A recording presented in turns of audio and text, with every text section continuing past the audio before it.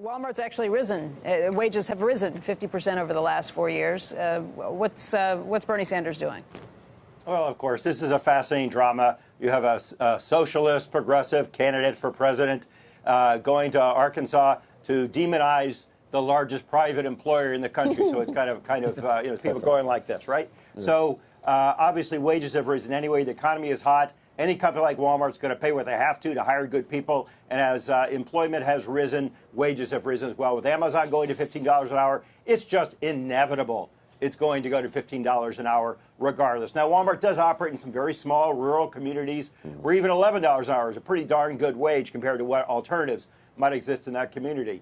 Having said all that, if something were legislated or $15 an hour were required, Walmart's better positioned than anybody to proceed efficiently in that kind of environment. And the one thing you can almost guarantee, and it's a value judgment, if you force wages up, to $15 an hour, there will be fewer jobs, fewer higher-paying jobs, and some people won't have an opportunity to get in the labor force. And that's kind of a trade-off that politicians have to make. As a CEO like Doug McMillon or anyone else, your job is to succeed, not be a victim, and prevail in any environment. Jerry, I look at Walmart being the target here, and it's a little ironic because Walmart, under Doug McMillon, were the first ones to actually raise minimum wages. You've got Amazon and all these other guys, Target, who have done it. They did it after Walmart went ahead and started that whole thing.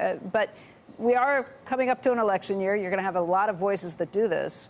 What do you think ultimately happens? Will we see a $15 minimum wage in the next 2 years? It's hard to predict. I don't think anything can happen on a national basis. That would require all three branches of government to be under Democratic control. I don't think that's going to happen. There's a lot of action at the state level, at local levels even. New York City wage is $15 an hour now. Seattle. Like 6 Again, the only thing I'd point out is that the history on this is not good in terms of overall employment.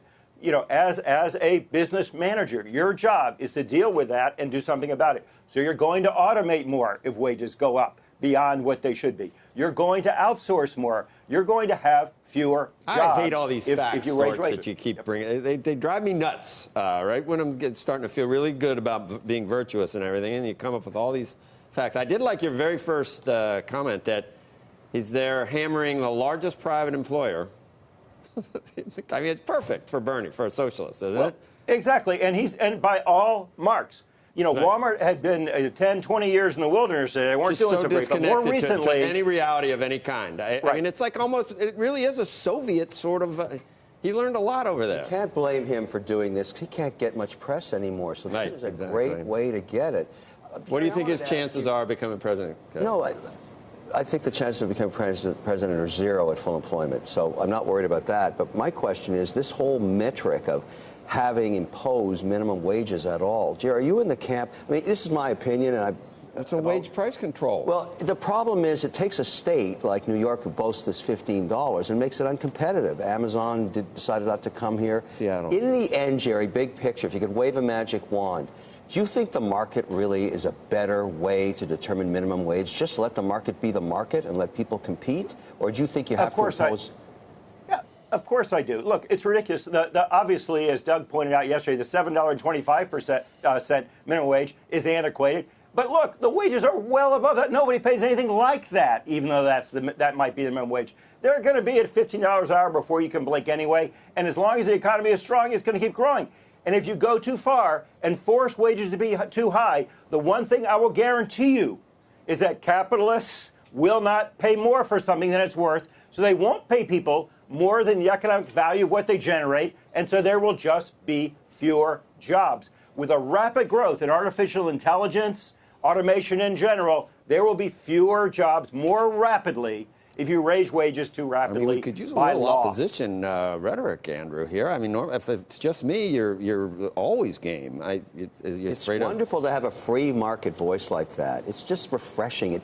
It cleanses. Now you're really the cleansing that I love about it. What do you think? You got nothing? Like normally you'd be able to represent the other side for us. I think the other side is what's the right number. But I do think there should be a number. The market determines the right number. The market determines a terrible number in China, right? I mean, that's not a free market. Well, you could this say is a that's free market. And it's But not companies terrible. themselves, It's like not companies like marketing Walmart, either. have already gone well above the average. Right. My point is, so you have to figure out what you think the right number is. $15. I just try to bring everyone in, all our viewers. I want a voice for all our Jerry, viewers. thank you. It's good to see you. Normally you'll bring.